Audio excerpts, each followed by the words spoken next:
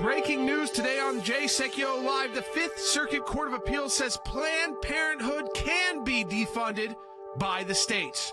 We'll talk about that and where it goes next today on Jay Secchio Live. Live from Washington, D.C., Jay Secchio Live. Phone lines are open for your questions right now. Call 1-800-684-3110. That's 1-800-684-3110. And now, your host, Jordan Secchio. A major pro-life victory following another pro-life victory yesterday. That was in the Sixth Circuit Court of Appeals. This is in the Fifth Circuit Court of Appeals en banc. And this is huge, folks, because this has been a case that's been fought since the Obama administration, states taking the pro-life battle to the federal courts.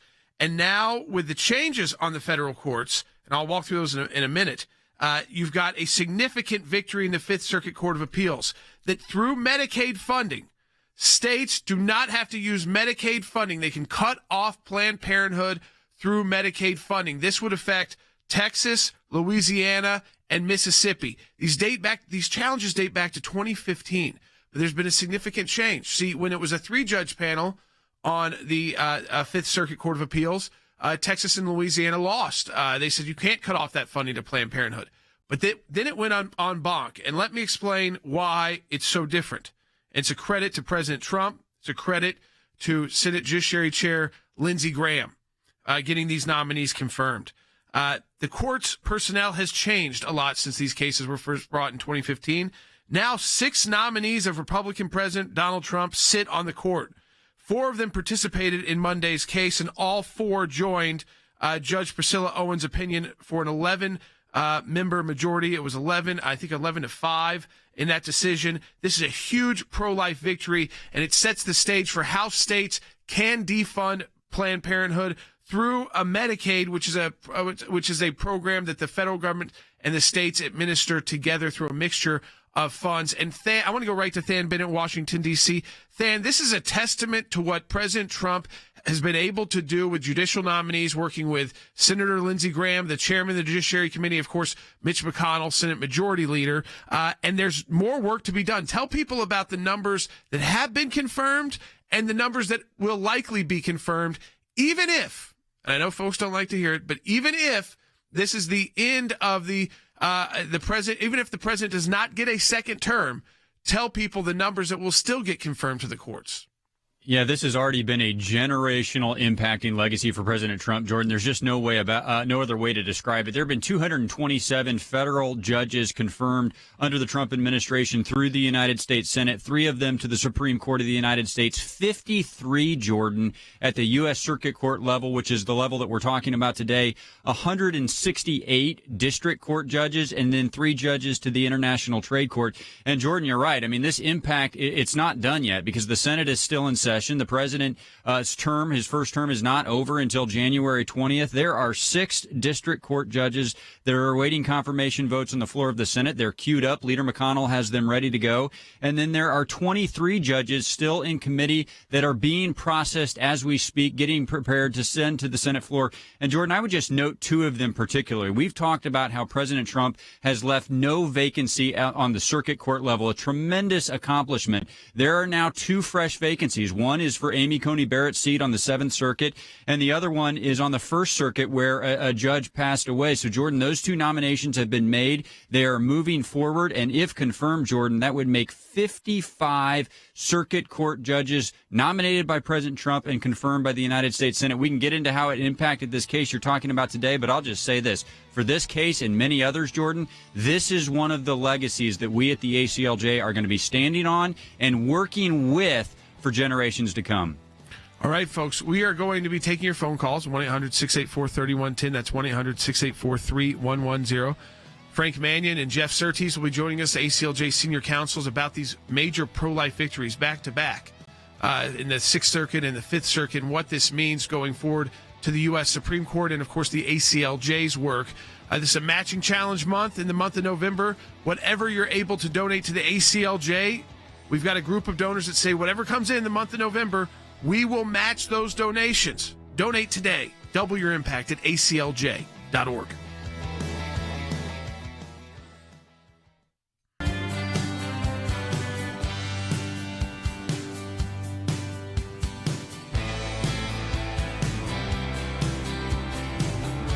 Welcome back to Jay Sekulow Live. This is Jordan Sekulow. We are taking your phone calls at 1-800-684-3110. This is breaking news. If you're just joining us, this is not a repeat of yesterday's broadcast. That was out of the Sixth Circuit Court of Appeals. Another major pro-life victory out of the Fifth Circuit Court of Appeals, an en banc panel. And this en banc panel, 11-member majority, Judge Priscilla Owen writing the opinion for that en banc panel. Four of the judges that participated in that en banc panel are Trump nominees. He nominated 6 to this court. One had to be recused. One joined the court too late. But it just shows you how the courts have been changed and are still in the process of that change. We talked about with Dan Bennett. There's still more nominees that will be confirmed, regardless of who becomes president in January. That there will be more Trump nominees confirmed to the federal bench. Frank Mannion is joining us again, senior counsel with the ACLJ, because, Frank, I want to take people through, again, what happened yesterday in the Sixth Circuit and then what happened today in the Fifth Circuit. These are battles that we have been fighting, Frank, for a number. I mean, this case in the Fifth Circuit dates back to the Obama years of 2015. Right, that's right. The point you're making, which I think is something that people have to know, is that these pro-life victories don't come overnight. And we weren't getting very many pro-life victories for cases because it's the right thing to do. We make the arguments and we go into court and we get shot down. But with this latest batch of appointments that we're seeing to the federal courts of appeals, it's a whole new day. I mean, whatever ends up happening at 1600 Pennsylvania Avenue, for pro-life litigators, it is morning in America. And it looks like it's going to be that way for a long time. Because remember, federal judges have lifetime appointments. They don't run for office every 4 years or every 8 years. They're there for as long as they want, as long as God wants them there. And so this is a whole new day. 2 days in a row, we're talking about Court of Appeals pro-life victories. This is unprecedented. You know, I want you, yesterday's victory, let's just explain that to people because everybody doesn't listen each day. That was at the Sixth Circuit Court of Appeals. We were asked there's a case out of Tennessee. We were asked by the Tennessee Attorney General directly for the ACLJ to get involved, write a amicus brief in that case. Explain just quickly that victory, and then we'll move on to the new victory today. Right. In that case, the court ruled in favor of the state of Tennessee with regard to its ban on abortions for race, gender, and Down syndrome diagnosis. Again, there are courts of appeal decisions out there that go the other way, but this is a new day, and this is a huge victory for the cause of life.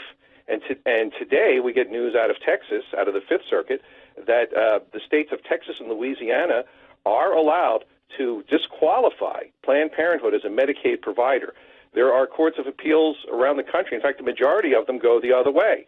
The Fifth Circuit now joins the Eighth Circuit, which of course sets up the classic circuit split, which is the kind of case the Supreme Court takes. These decisions weren't happening 4 years ago, even 2 or 3 years ago, before some of these recent appointments actually got on the bench. But we are seeing a whole turnaround in what federal courts are going to do on the issue of life. And the other thing to remember is these cases build on factual records that the ACLJ in its litigation over the years, sometimes even in losing litigation, has established. The cases out of Texas, Louisiana are based on the CMP videos, Center for Medical Progress. We represented a board member of the Center of Medical Progress.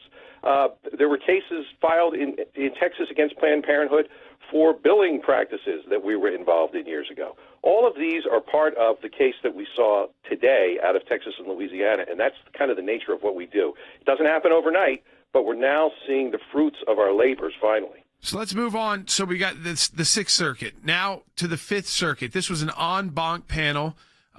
Cases out of Texas and Louisiana, but it also affects Mississippi now, their opinion. And tell people about we briefly told people about this is a way that states can actively defund Planned Parenthood. Tell people about this victory because it took going to the en banc panel of the Fifth Circuit. Right, and here's the significance of that. The first time this case was argued, the states lost in a 7-7 tie. En banc means all of the judges of a particular circuit. Normally, courts of appeals make decisions based on 3-judge panels. But when there's an issue of exceptional importance that more members of the court think that they need to weigh in on, they convene the entire court, called the en banc court. And in this case, it was, I believe, 16 judges. Well, a few years ago, before the recent Trump appointments, the case lost. Our side lost 7-7. and now we have an 11-5 victory. Shows the importance of judicial appointments. You know, I think that this, again, I want to go to Than Bennett, too, because, Than, we look at this. President Trump's nominated and confirmed 6 new judges to the Fifth Circuit. 4 of them were participating yesterday. 1 had to recuse, 1 joined too late, but there are more coming as well to the federal bench. I mean, this is, again, it's breathing new life into the battle for life that the ACLJ has been engaged in since our founding. Yeah, all across the country, Jordan. I mean, first of all, there are 3 circuit courts that have flipped majorities outright. The 2nd, the 3rd, and the 11th. There's another court like the 9th, which notoriously has been the most difficult circuit court for us to litigate in. That 10 of those 29 judges have now been nominated by President Trump, Jordan, and we've seen good rulings come out of there because, you know, the closer that spread is, the more likely it is that you're going to get a good draw out of it. And then you have cases like the 5th Circuit that Frank just talked about, where it's not necessarily been a flip, but it was a draw the last time this same case was heard, and now it's an overwhelming 11-5 win. And Jordan, that was without one of the Trump nominees even getting to hear the case because of joining it too late, and another being recused. So just dramatic improvement. And again, you want to talk about continuing to work through the end of the deadline here. The Senate is still in session. They're going to be in session through Christmas, mostly in. They have a number of these hearings that still have to be moved out of committee and then onto the floor. So there's a lot of other things that we're looking at, Jordan, and this is something that you and I discussed yesterday. There's the ongoing election litigation. There's the potential transition that's moving forward. But Jordan, as Frank mentioned, these are judges that would have lifetime appointments on the federal bench. They've been nominated by President Trump. They are currently sitting in the United States Senate, and the United States Senate has full constitutional authority to consider them and confirm them. And no matter how those other things shake out, Jordan, they would sit on the federal bench for the rest of their lives or until they retired. That is absolutely something that is worth fighting for, and it yields, Jordan, the results that you talked about yesterday and that we're talking about again today. You know, I'd say that, you know, these cases, Frank, to me, it just underscores how you can continue to fight for life and see victories regardless of who's in the White House in January. These states began this battle under the Obama administration, a hostile administration to life. We may have another hostile administration to life. We don't know yet, but we might in the Biden administration. And if we do, though, these are battles that are waged in court, and the courts have been fundamentally changed because of what President Trump has done.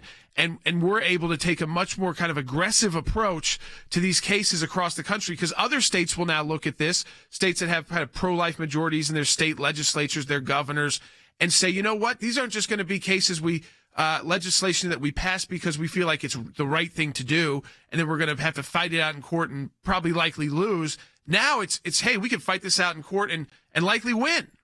What a refreshing change that is, Jordan. I mean, I can't tell you how many meetings or phone calls or conference calls I've been on over the years with your dad and others at the ACLJ where we talked about, well, we could bring the case, but we're going to lose. Let's save our ammunition for another court somewhere else. It's a whole new day. I mean, we have a chance in basically every single federal circuit now that we didn't have before, and I'm excited about it. What you just said there is so important. Again, it kind of underscores what Than said. Every federal circuit. It's not like the Ninth Circuit is not the Ninth Circuit of 2012. Let's put it that way, Frank. Exactly. I mean, it's not. It hasn't flipped, but the idea of bringing a case on behalf of life in the Ninth Circuit in past years was just sort of tilting at windmills. Well, there's nothing wrong with tilting at windmills, but it's nice to win once in a while, and I think we finally have the chance to do that, and it's a good chance. I mean, so we're looking at ways states can defund Planned Parenthood. We're looking at, and by the way, they're defunding Planned Parenthood because utilizing those videos they saw of how Planned Parenthood was misusing funds and carrying out abortions the wrong way so that they could sell, body parts, things like that of aborted babies. That's what these states base their defunding on. Why are they defunding this way through Medicaid? And you've got an en banc panel saying you can do that now, and you can do that now in Texas, and Louisiana, and Mississippi. And I think it'll encourage other states to pass similar laws. They'll be challenged by Planned Parenthood, but they know they've got a much more friendly, it's not 100%, but a more friendly federal court system. And then, of course, and we're going to talk about the next segment, all the way to the top at the Supreme Court, too. So, Frank, just quickly, I think this just, it kind of shifts how we're working on all these cases, but it shifts how we'll be approaching, even regardless of who the president is, how we'll be approaching these cases and working with state legislatures and governors that are pro-life to get things done. Yeah, it's a whole new day for the pro-life cause. It really is, thanks to these judicial appointments going forward. Think about that. I thank Frank for joining us again today. Jeff Surtees will be joining us the next segment to talk about how this may end up at the U.S. Supreme Court. But understand that, folks. It's a new day and a new battle. Let's be ready for the battle. Let's be ready to file. Let's be ready to assist those states and those governors. Support the work of the ACLJ. Pro-life cause is one of our top causes. Donate today, aclj.org.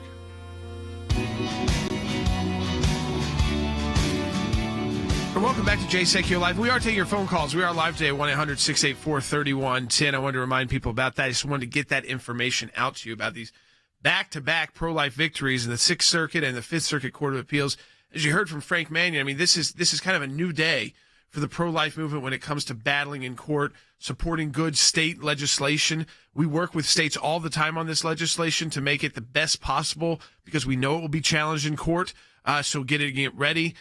In the case out of the Sixth Circuit, of course, we worked with the Tennessee Attorney General directly asked us to come and be involved. This case out of the Fifth Circuit dates back to 2015, and the states kept going back, kept fighting, and the judiciary significantly shifted within the Fifth Circuit to a point where when it went en banc, it wasn't at the three-judge panel, it went en banc, they won 11-5 to be able to stop funding, to be able to defund Planned Parenthood through Medicaid. Jeff Surtees, also senior counsel with us, the ACLJ, works on a lot of the pro-life issues with us, is also joining us right now. If you want to talk to us in an area, you've got questions about this, 1-800-684-3110. Because, Jeff, what I wanted to focus on with you is, after we discuss this with Frank, is that ultimately these cases that involve the abortion issue make their way almost all of the time to the U.S. Supreme Court. Do you see this, the case we're talking about today, that of the Fifth Circuit, and likely the one out of the Sixth Circuit too, ultimately being before the Supreme Court? I really do, Jordan. Let's just take the decision from the Fifth Circuit Court of Appeals regarding Planned Parenthood funding. We now have what we call a split in the circuits regarding that issue, whether or not Planned Parenthood can sue under federal law to question a state's determination that they are no longer a qualified provider under the Medicaid law. And you have a split in the circuits where you've got the Fourth Circuit, the Sixth, the Seventh, the Ninth, and the Tenth, all saying that Planned Parenthood does, in fact, have that right. But now with the Fifth Circuit's decision, you've got the Fifth Circuit Court of Appeals, you've got the Eighth Circuit Court of Appeals saying that no, Planned Parenthood doesn't have that right. Now, because we're dealing with the interpretation of federal law, and because we have a clear split in the circuits, with a majority of the circuit courts of appeals having ruled on this very issue, the Supreme Court, as much as it wants to try to avoid controversy at times, is not taking an activist approach to these things. It's not going to be able to ignore this issue much longer. And I imagine that if Planned Parenthood does go ahead and file a cert petition with the Supreme Court, that the Supreme Court is not going to turn away that cert petition. But that's the strategy position that Planned Parenthood has to make here. We're now looking at, with Justices Gorsuch, Kavanaugh, Barrett now on the court, they got to be wondering whether or not they now have a chance before the United States Supreme Court to prevail on that issue. And if they take that case up to the Supreme Court and they lose, then that's going to directly undermine the victories that they have scored in all those other circuit courts of appeals that I have mentioned. So going back to what you were talking about earlier with Frank, the legacy of President Trump, and hopefully this legacy will continue, has been enormous now that we have 1/3 of the United States Supreme Court having been appointed by President Trump. And a third of the circuit court judges have been appointed by President Trump. I mean, it's a major shift. And Jeff, I want to get to that point you just made, and we are taking people's phone calls. Linda wrote it on Facebook. She's listening in Sacramento. Thank you, ACLJ, for the work you do to protect the preborn. We appreciate that, Linda. We appreciate you listening and your support. But I want to go back to, because now Planned Parenthood has to make a decision that used to not be so difficult for them, which is, Jeff, if they take it to the Supreme Court and the Supreme Court rules against them, and says, yeah, all the states can do what Texas and Louisiana did, then there's about 26 states I can point to right now, because the Republican state legislatures and governors who would probably, knowing that it's not going to face the kind of, that they've got Supreme Court precedent backing them if Planned Parenthood loses, that this could be where more than half the states in the country are able to defund Planned Parenthood through Medicaid, or if it's the sex-selective abortion out of the Sixth Circuit, or Down syndrome-focused abortion out of the Sixth Circuit. I mean, they have a different calculation to make. Yeah, they have a much different calculation to make, as I was saying, and as you were just saying. If Planned Parenthood runs to the Supreme Court here, as used to be the knee-jerk reaction with these types of issues, and the Supreme Court rules against Planned Parenthood, and of course, who knows what the Supreme Court's going to do, but if you were to read the tea leaves, I think at least the state of Texas here would have a very good chance indeed. Then Planned Parenthood stands to lose a lot of the victories that it has won in these other circuit courts of appeals. Planned Parenthood will have an uphill battle in other states, Republican-run states, that want to go forward with defunding Planned Parenthood. So they have a huge strategy decision to make here, given the fact that one-third of the Supreme Court are now Trump appointees. And, that further emphasizes the issue, going back to the courts of appeals judges themselves. And, as you were discussing with Frank earlier on the show, it used to be that, well, in certain circuits, the Ninth Circuit at one time, the Sixth Circuit, the Fifth Circuit at one time, you just really didn't have a very good shot if you were engaging in pro-life litigation. And now it's a new day in those circuit courts of appeals. So, yeah, Planned Parenthood has a big old decision to make here. And this is why, going back to what you've been talking about with Than on the radio in previous episodes, this is why that those special elections in Georgia matter so much. If the Democrats get control of the Senate, and assuming Biden does become president, of course we don't know that for certain yet, then those judges, then they're going to push their judges through as well. So, yeah, and then there's also that court packing question, which again would take action by Congress. And we know this came in through a YouTube question. Can Joe Biden pack the court? Well, a lot of that, Jeff, you just mentioned, I'll go to Than Bennett.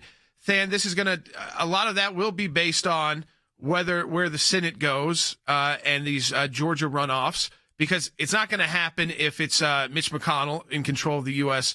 Senate and Republican majority. And it might, I don't know if it could happen with just a 1 or 2 seat majority, but we do know, Than, that Joe Biden has pledged to put together a committee to look at increasing the numbers on the Supreme Court. So he's looking at it. Yeah, both of these issues are absolutely on the ballot in Georgia. Jeff is absolutely right. If Democrats would pick up both of those seats and a Biden administration would take the White House, Jordan, there's no doubt that a legislative filibuster and then a court packing scheme would be on the agenda. Now, we know from previous efforts on this exact issue that it can be hard with a narrow majority. Senator John McCain infamously denied the defunding of Planned Parenthood through his vote in the reconciliation process. But, Jordan, that process would be open to Democrats in that scenario. And just, sort of to tie these issues together, this is exactly why I have always believed that this state-based effort to defund Planned Parenthood through the Medicaid process was always the most likely to succeed, Jordan, because it's the one that doesn't have to go through the United States Senate. It doesn't have to get a narrow majority, which can always be difficult. And, Jordan, it still represents the vast majority of federal funding that eventually flows to Planned Parenthood. So, look, I'll tell you that. Court packing and this defunding of Planned Parenthood, they're both on the ballot in Georgia come January. And let me tell you something. There's a reason why, folks, and I'll go to Jeff. We got 10 seconds for you, Jeff, but there's a reason why we said fill that seat before the election with Judge Barrett, now Justice Barrett, on the Supreme Court. Amen to that. That was a blessing indeed that Justice Amy Coney Barrett is now on the United States Supreme Court. And, folks, that's why we worked so hard to fill that seat pre-election. Second half hour coming up at Jay Secchio Live. Thank Jeff Surtees for joining us, Frank Mannion for joining us live. We're taking your phone calls at 1-800-684-3110. Harry Hutchinson will be joining us, so will Rick Rennell as well on some of these lockdowns. Support the work of the ACLJ. Double Your Impact Matching Challenge Month, aclj.org. Donate today. And now, your host, Jordan Secchio. Welcome back to Jay Secchio Live. This is Jordan Secchio. We are taking your phone calls today, 1-800-684-3110. It was great to be joined by Frank Mannion again today and Jeff Surtees. Another huge pro-life victory. If you're just joining us, This one out of the Fifth Circuit. We talked about one out of the Sixth Circuit yesterday. This is out of the Fifth Circuit. This is new, folks, that you're getting these pro-life victories on en banc panels with new circuit courts at play. And the Fifth Circuit saying states can defund Planned Parenthood through Medicaid. They don't have to fund them through Medicaid. And this affects Texas, Louisiana, and Mississippi. It was an en banc panel, so it will likely head to the Supreme Court. But as Jeff Surtees, our senior counsel, mentioned, and Jeff and Frank focus so much on the pro-life issues, that if this Planned Parenthood has to make a different calculation now that President Trump has put Gorsuch, Kavanaugh, and Barrett, let me underscore that, Barrett, on the bench of the Supreme Court. Because if they lose Planned Parenthood at the Supreme Court, states have the precedent to go in, not have to worry about the legal challenges so much, and do exactly what Texas and Louisiana have been fighting to do since we've been with that fight since 2015, so since the Obama administration.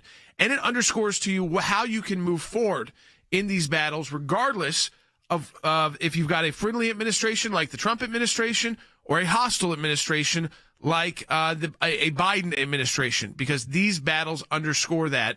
And Than, this to me, I think it just breathes new life into the pro-life effort, takes it down to the state level and the federal courts. And of course, it is very important to see that how those Georgia Senate races, explain that to people too, as we're kind of forward looking here to January 5th, how those Georgia Senate races impact this directly too. Yeah, well, the way our government is set up, Jordan, as you know, I mean, some of these issues cease, and when an administration changes, some carry over, like the legacy of the federal judiciary. All these judges will continue, so they will continue to hear cases like the ones we're talking about today. And then on some things, Jordan, there's an overlap, and that's where the races in Georgia come in. If Democrats were to pick up both seats in the state of Georgia, that would make a 50-50 split in the United States Senate. And if Vice President Biden prevails and there is a Biden administration, that would give the Democrat Party control of the White House, the Senate, and the United States House. So on the issues that it takes legislative action, which, by the way, the issue we're talking about today has a legislative component, they could go in and try to eliminate these states' ability to defund Planned Parenthood through Medicaid through legislation, Jordan. They could change the legislation that authorizes Medicaid and say that Planned Parenthood and others that are situated like it must receive those dollars. There is a lot of discretion to states right now, and that's why we're able to litigate in that space. So, Jordan, while we're in this posture, if we don't know exactly what next year will look like, it's why it's so important that we focus on both the Senate, also the federal judiciary, while we wait to see what takes place in the election. And Jordan, just substantively, let me just make this comment on this case. There are limited Medicaid dollars available to the states. So, of course, they should be evaluating whether or not they want to spend those limited dollars on a life-ending procedure when they have an obligation to spend them on life-saving procedures. There's a lot of substance here that people don't think about. Joining us in the next segment, and again, we're taking your phone calls at 1-800-684-3110 if you have questions about this or other issues. 1-800-684-3110. Harry Hutchinson from our legal policy team will be joining us. The ACLJ is putting together kind of this forward-looking plan for 2021 and beyond, and Harry is kind of leading that charge. He's going to explain that to you about how the ACLJ is preparing for the future. And then in the final segment of the broadcast, Rick Rennell, our special advisor for national security and foreign policy, but he's going to be joining us on the lockdowns.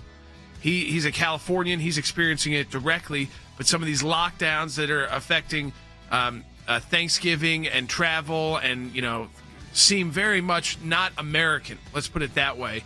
That you'd have police knocking on your door. How many family members do you have in your house? That kind of thing. And let's just mention, the Dow Jones Industrial has hit 30,000. So your 401ks, doing pretty good right now. I mean, stock market up almost 500 points today. We will be back on Jay Secchio Live. All right, welcome back to Jay Secchio Live. Taking your phone calls at 1-800-684-3110. I know many of you will still be traveling. In fact, I think it's the busiest travel time since COVID in the nation's airports right now. So people are kind of sick and tired of the lockdowns. They understand that, the risk, cost benefit analysis they need to make. And I would say, listen, if you got the flu, and you haven't had time to get a COVID test, and you're going to potentially see family members who are elderly or who are dealing with any kind of diseases, think twice about that right now, or try to get a COVID test before. That's important to do. At the same time, these lockdowns, which we're going to talk about with Rick Rennell in the next segment of the broadcast. So Rick will be joining us because he lives in one of the states that's the most locked down right now. I mean, they got a curfew from 10 o'clock at night till 6 a.m. I mean, that's really early, and it affects a lot of people, especially during a holiday. But again, we're going to talk about that with Rick Rennell. But Harry Hutchinson joining us in the studio right now, kind of looking at the victories that we have seen this year at the ACLJ and the work that we have done, and also kind of forward-looking as well into 2021 because we're preparing for that as well. Harry, just to start with some of those victories, I know we were talking about just some of them on the life issue, but it's been more than that. Absolutely. So the ACLJ has been very, very active within the educational arena. We have gone to bat for parents who have children who have been, if you will, placed in a difficult bind by the coronavirus shutdown. So many schools have been shut down. In addition, some parents have lacked sufficient resources with respect to virtual learning. We've gone to bat for over 1,900 families who have been adversely affected by this shutdown. We've issued numerous letters in California, Michigan, Georgia, Nevada, and Nebraska. We've also launched a school choice initiative, and as part of that school choice initiative, we've participated through an amicus brief in an important case before the United States Supreme Court, Espinoza versus Montana. Basically, the state of Montana had what it might be called a Blaine Amendment, which prevents parochial schools from receiving state aid. That decision by the United States Supreme Court opens the door to school vouchers in the state of Montana and hopefully throughout the United States. We've also participated in two other Supreme Court cases before the United States Supreme Court involving education, Our Lady of Guadalupe and St. James School versus Beale. In both cases, the quintessential issue was whether or not the state had to, the litigant had to defer to the school's decision-making under the so-called ministerial exemption. Again, we prevailed in that particular case. We wrote a brief suggesting that second-guessing of the school's assessment about whether the teachers were ministers was wrong because it violated the religious autonomy principle. So we had a vindication in that particular area. As you've already indicated, Jordan, we've had a number of pro-life victories.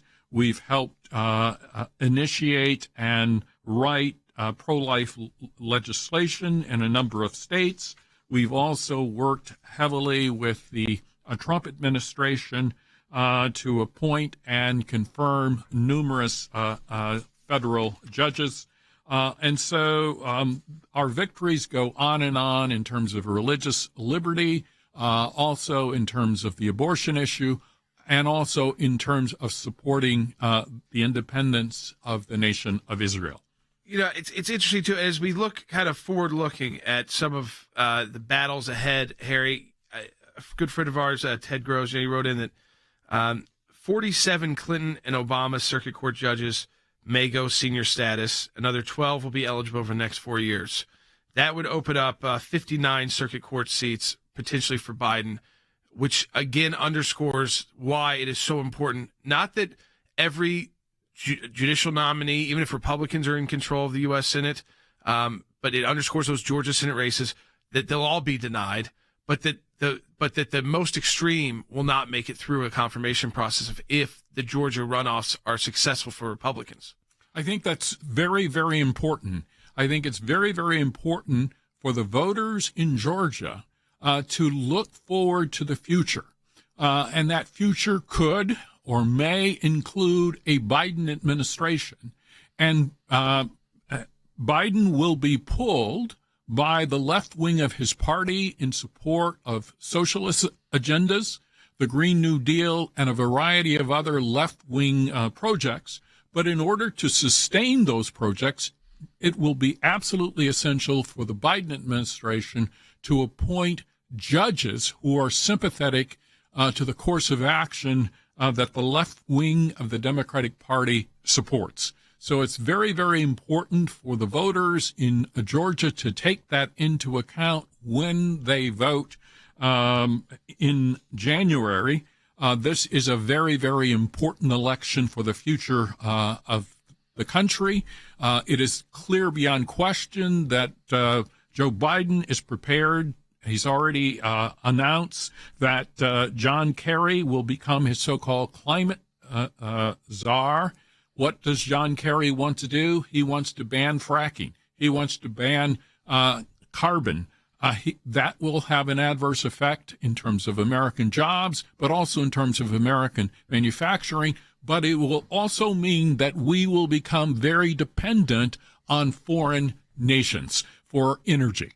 So, I mean, I want to talk to Than about this as well, because Than, as we're looking towards the future battles, and whether or not it's the kind of the seats that maybe some of the older judges try to open up for the Biden administration. I mean, we don't want to see a shift back if it is a Biden administration to the gains we've made. Now, those numbers still would not equate to what President Trump has been able to do, but it would certainly, it would certainly change kind of the direction of where the courts have been moving.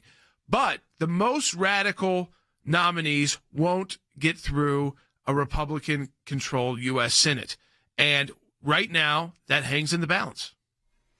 Yeah, no question. I mean, there's two factors here. One is quantity, the other is quality. I mean, and the reason that both the quantity and the quality of judges under President Trump was so outstanding was twofold, Jordan. It's because both of the components that are found in Article 2, Section 2, both of the authorities that are given a piece of this, the President of the United States and then also the United States Senate, were led by individuals who were committed to this. I mean, Leader McConnell, Chairman Grassley, and then Chairman Graham, along with President Trump, made this a top priority. And that's why there was such a high number, 227 federal judges, and that's why so many of them were of such excellent caliber. I mean, someone like Justice Amy Coney Barrett, that might have been a hard lift in a different scenario, Jordan. But look, the outcome that you're talking about, where you had a President Biden and then a Leader Schumer in the United States Senate, that would again be the American people giving both entities that have a share of this authority to the same branch. And the numbers that we're talking about, Jordan, could come very close to what you see. Now,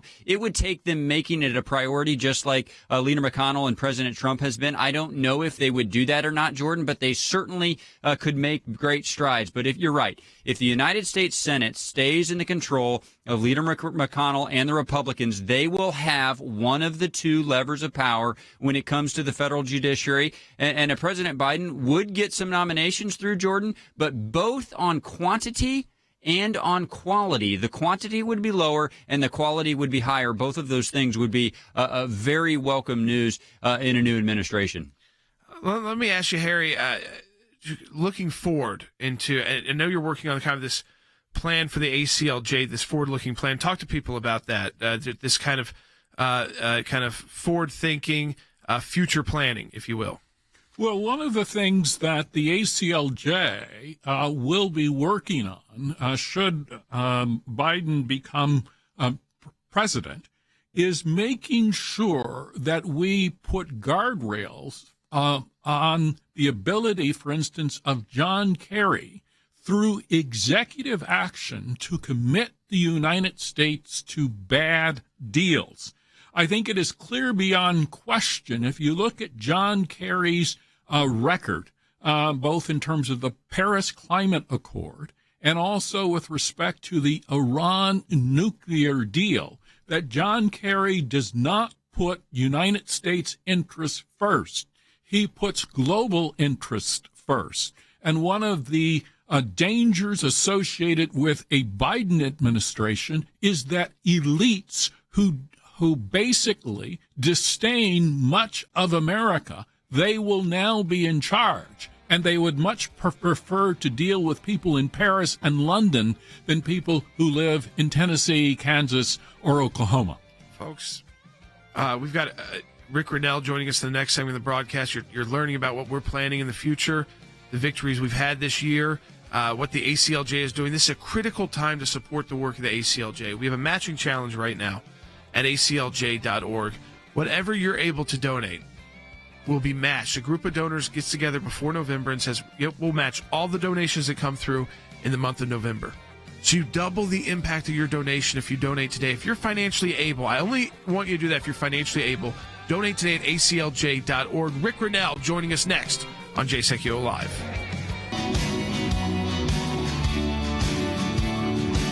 And welcome back to Jay Sekulow Live. This is Jordan Sekulow. You know, as we all prepare for the holidays, depending on where you are in the country, it can be a very different preparation, and also the threats that are being made by some government leaders at the state level, local level. We've got police and sheriffs saying we're not going to enforce these rules, and so it can be a little complicated.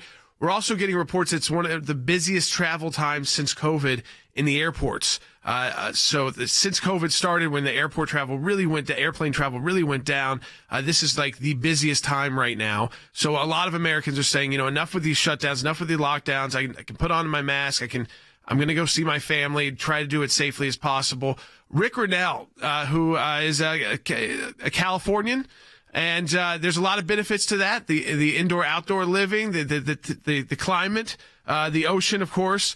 Special advisor to the ACLJ, former Trump cabinet member, is joining us now because he is in a state in California which has got some of the most serious lockdowns that have been occurring and threats. I mean, Rick, thanks for joining us, and a happy Thanksgiving to you and your family. Let me first ask you about this with the way Gavin Newsom and the California government has approached this is like threatening people with arrest if they get together with their family to celebrate Thanksgiving. Yeah, first of all, let me just say to all our listeners and to you, Jordan, and your whole family, happy Thanksgiving. What a great week to really be thankful for so much that we have, and to be really, I think, cognizant of the fact that living in America gives us incredible freedoms. But some of our freedoms are under attack. And I think this is a week that we have to really focus on what is important for individual freedom and what do we need to do to push back. I mean, ACLJ, right, exists to fight for individuals' freedoms when governments, local, state, federal government begins to take away some of those freedoms. And this is exactly what we're talking about this week with our governor in California, Gavin Newsom. What I don't understand is the hypocrisy of all of these decisions that are being made. Let me give you one example. Los Angeles International Airport, San Francisco International Airport, San Diego Airport, all of the airports are open. And you're going to tell me that putting 200 people on an airplane, 200 people that you don't know, is safer than having 15 of your family members come to your house that you do know for Thanksgiving. This is the inconsistency of the decisions of governors like Gavin Newsom. And, you know, we all know, and we've been laughing about it, but it's actually quite serious that Gavin Newsom has been caught a number of times lying about what he's doing while he's finger waving at the California public to, you know, not go to restaurants, not be around people without face masks, and yet he's been caught at fancy restaurants indoors with a lobbyist. I mean, there's multiple layers to this hypocrisy story. It's not just that he broke the COVID rules that he's telling everybody else to follow. He literally said it was a friend's birthday party, and now we're finding out that it was a lobbyist who actually did the dinner. Did any reporter in Sacramento ask who paid for that? Did a lobbyist pay for this big fancy French Laundry dinner? There's just so much hypocrisy to dial back, and I think people are left with wanting to see their family, wanting to be smart about these COVID restrictions. No one is going to put their family at risk if they think that someone sick or you've got the flu. I mean, I think everybody is smart enough and we're adults enough to understand that you've got to be smart on these restrictions, but having a governor just, allow everyone to go to Target and Walmart, but not to church, and to say airlines get to be open and you can jam pack hundreds of people that you don't know on an airplane, but you can't have 15 people for Thanksgiving. This is ridiculous. This all started with me, I think, Rick, too, when we started to see the hypocrisy, and you talked about it a lot with Nancy Pelosi going into the hair salon unmasked. I mean, anytime I've had to get my hair cut, and I live in one of the more open states in the country, a deep red state, which has not had a lot of the most severe closure mandates since early on. And yet still, I mean, if I go get my hair cut, it's like going to the doctor's office. I mean, your mask is on, it is a very serious process to go through and timely to keep those businesses open. And yet Nancy Pelosi was flouting these rules since the very beginning. It's always been like well, this is the rules for the common people, but for the elected folk on the Democrat side, they don't need to follow the rules for the common man. I actually think on the Nancy Pelosi angle, too, there's one more outrage that people forget, which is that after she got caught, she literally looked at the salon owner and she snapped at the person and said, "You owe me an apology." Now think about that. This insider in Washington, D.C. is telling a small business owner that you owe me an apology. And if you take that to the next level, the reason why the Speaker of the House, the powerful person in Washington, D.C., is demanding that a small business owner give an apology, it's because the small business owner called her out for being a hypocrite, embarrassed her. And that's not what you're supposed to do to Washington politicians. You're never supposed to embarrass them because they create the rules and you're supposed to follow the rules. So I really believe that we're getting to this system, and it's a good time to focus on the problems of COVID lockdowns during Thanksgiving week, when we're gathering with our families and we're thinking about how thankful we are to live in this country, to also remember that we have a personal responsibility to fight back. When government makes decisions that really take away our personal freedoms, we have to fight back. And I'm so thankful for ACLJ and other organizations that help us fight back. And we can all be smart. Like you said, Rick, if you're feeling sick, if you feel like you've got the flu, but maybe you don't have time to get a COVID test, we've all been through this now for a long enough period of time that it would be reckless to go to your grandma's, or to someone's house that may have a disease that they're fighting, and maybe they're battling cancer. Okay, so you shouldn't go there. But I think that people have been educated enough by the Trump administration, by all the briefings that we've had, to be able to make those decisions on their own in a country where we have this kind of individual liberty, where we make those kind of choices about the risk that we're willing to take or not take. And I think for the most part, I am glad to see, Rick, that there's a lot of sheriffs out there in California. And this is not just happening in California, by the way, but Rick is living it in California.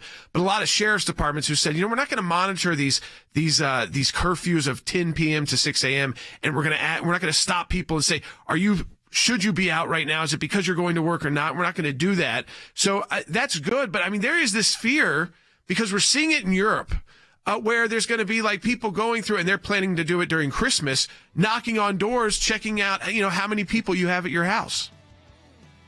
Look, I think we got to be science-based. You got to follow the science. And it's certainly silly to think that the science suggests that after 10 o'clock somehow COVID gets, more contagious. Yeah. It's just, these rules don't make sense. This is a power grab from Democratic politicians, governors like Gavin Newsom. I would be remiss if I didn't say, Jordan, that we do have a Recall Gavin Newsom effort. It's recallgavin2020.com. If you live in California, sign the petition and recall this guy. We've got a lot of California listeners. It's probably our biggest state with the most stations. So, again, check that website out. Rick, thanks for joining us. Have a happy Thanksgiving. Support our matching challenge at aclj.org.